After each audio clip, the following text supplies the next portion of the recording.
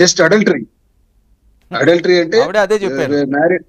Married women and married man can meet and move, అంటే కలిసి ఉండొచ్చు అంతే తప్ప పెళ్లి అన్నది ఇక్కడ జరగదు సార్. మరి వాళ్ళ కుటుంబం సేఫేనా అండి ఇప్పుడు? అంటే సార్ ఇది సమాజం దృష్టిలో చాలా అంటే సభ్యత కాని విషయం సార్. మంచిది కాదు సార్, మంచి ఆలోచన కాదు సార్, ఇలా ఉండటం కూడా కరెక్ట్ కాదు సార్. నేను కూడా దీనికి నచ్చను సార్. కానీ నా కుటుంబం యొక్క దౌర్భాగ్యమైన పరిస్థితులే నా ఈ పరిస్థితికి కారణమైన సార్. అంతకు తప్ప నేను ఇంకేం చెప్పలేదు సార్. ఈ రోజు మీరు చూస్తున్నారు నా పరిస్థితి. కుటుంబమే దాడి చేస్తుంటే ఒంటరిగా కూర్చున్నాను. 2 ఏళ్లలో నా టికెట్ తను తీసుకున్న తర్వాత ఒక్క రోజు కూడా నాకు భోజనం అన్నం అనలేదు. అలాగే జైల్లో పెట్టినప్పుడు కనీసం పరామర్శకు రాలేదు. జైల్లో బెయిల్ పిటిషన్ కి మూవ్ చేయలేదు. ఏనాడు తన నా వైఫ్ గా ఎప్పుడు తను ప్రవర్తించలేదు. ఆ పరిస్థితిలో ఈ 2 ఏళ్ల నుంచి మాధురియే నాకు వంట పంపించి భోజనాలు పంపించి కావాల్సిన ఏర్పాట్లు చేయటం వల్ల ఇంకా నేను ఇలా ఉన్నాను. లేకపోతే ఎప్పుడో పతనం అయిపోయిండేవాడిని. అలాగని నా దగ్గర డబ్బులు లేవు, ఆస్తులు లేవు, రాసి ఇచ్చేసాను. ఉన్నది ఒక ఇల్లే. ఎంతో ఆమె దగ్గరే డబ్బులు ఉన్నాయి. ఎన్నికల్లో కూడా నా కోసం ఒక 2 కోట్ల వరకు ఖర్చు పెట్టింది వివిధ రకాల అంశాలకి. ఇవన్నీ చేసి చాలా ఖర్చు పెట్టారు. ఆమెకు నేను డబ్బులు ఇవ్వాలి తప్ప నా దగ్గర డబ్బులు ఏముంది చెప్పండి తీసుకోవడానికి. ఏదో బ్లాక్ మెయిల్ చేశారని, ఏదో నాకు ట్రాప్ చేశారని కూడా చెప్తున్నారు. ట్రాప్ అయిపోవడానికి నేనేంటి నవయవన ఇవ్వకుండా, లేకపోతే కోట్లు ఉన్నాయి నా దగ్గర, లేకపోతే కోహినూరు వజ్రం ఉందా, లేకపోతే అధికారం ఉందా, ఏముందని నాకు ట్రాప్ చేస్తారు సార్ దువ్వాడ శ్రీనివాస్. అంటే తన క్యారెక్టర్ మంచిది కాదు. గతంలో ఎవరో పోలీస్ వాళ్ళ ఆఫీసర్ తోటి కూడా ఆవిడకి ఏవో సంబంధాలు ఉన్నాయి. అదే సార్, ఒక సాటి మహిళ మీద ఒక సాటి మహిళ అంటుందంటే మరి అది మీరే ఆలోచించుకోండి. అలాంటి మాట్లాడాలంటే ఎవరు ఏ ఆడది కూడా బ్రతకదు సార్ ఈ భూమి మీద. ఏ ఆడది కూడా క్షణం కూడా బ్రతకదు. మాధురిలాగే అందరూ పోవాలనుకుంటారు. అలాంటి మాట్లాడుతున్నారు. ఆమె విజ్ఞతగా వదిలేస్తున్నాం. అందుకని నేనేం చెప్పలేను. మహిళల వ్యవహారంలో ఇంతకు మించి నేను ఎక్కువ మాట్లాడాను. ఇప్పుడు ఆవిడ సేఫేనండి మాధురి గారు? ఆవిడకి సేఫ్టీ లేదు, నాకే సేఫ్టీ లేదు. ఆవిడకి ఎందుకు ఉంటది? నిన్న కారులో వెళ్తుంటే వెనక ఒక కారు అడ్డుపడింది. ఇంటికి చేరే లోపు చాలా టార్చర్ జరిగింది. ఏ క్షణం ఆవిడకి వేస్తారో కూడా తెలియదు. ప్రమాదకరమైన పరిస్థితుల్లోనే ఉన్నాం. ఏదో ఆమె కూడా ఏమన్నా పోలీస్ కంప్లైంట్ ఇచ్చారా ఇలా ప్రాణహాని ఉందని?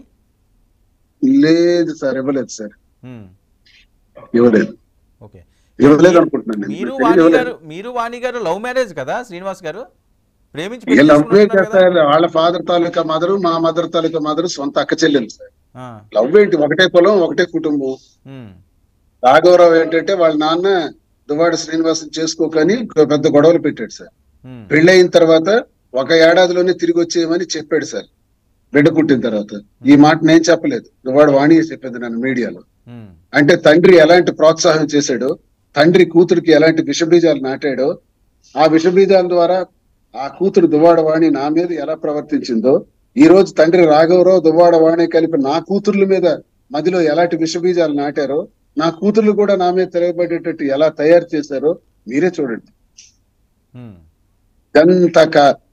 అంటే ఆ తండ్రి ఎటువంటి నీచుడో చూడండి.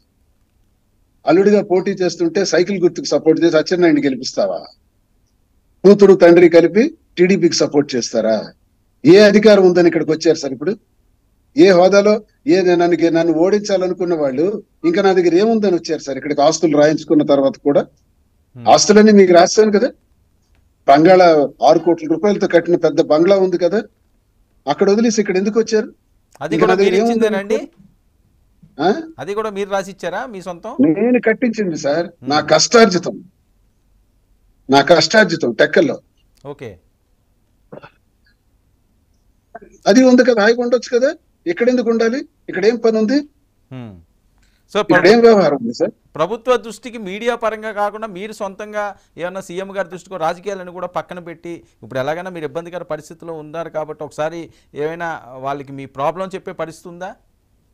మరి మీడియా ద్వారా తెలియజేశాను. నెక్స్ట్ గవర్నర్ గారికి, తర్వాత మా కౌన్సిల్ చైర్మన్ గారికి, స్పీకర్ గారికి ఇస్తాను సార్ రిప్రజెంటేషన్. ఇంకా ఎవరికైనా చెప్పాల్సి ఉందా? మీరు ఆల్రెడీ టెక్కల్ పిఎస్ లో ఇచ్చాను, ఎస్పీ గారికి ఇచ్చాను. నేను చెప్పదలుచుకుంది ఒకటే సార్, నేటికి 2 ఏళ్లుగా, నేటికి 3 రోజులుగా జరుగుతున్నటువంటి దువ్వాడ కుటుంబం గొడవలని, హైడ్రామా అని వార్తల్లో రకరకాలుగా వస్తున్నటువంటి కథనాలకి నా మనసులో మాట అంతా కూడా ప్రజలకు చెప్పాను. ప్రజలు తలుచుకుంటే ప్రజలే న్యాయ నిర్ణేతలు, నా దృష్టిలో ప్రజలే దేవుళ్ళు. వాళ్ళు చేసినటువంటి మాటలకి, వాళ్ళ ఆరోపణలకి నా హృదయపూర్వకంగా నా అభిప్రాయాలన్నీ కూడా మీ ద్వారా ప్రజలకు తెలియజేశాను. ప్రజలు తలుచుకుంటే నన్ను అందలాన్ని ఎక్కించగలరు, ప్రజలు తలుచుకుంటే నన్ను అతోపాతాళానికి కూడా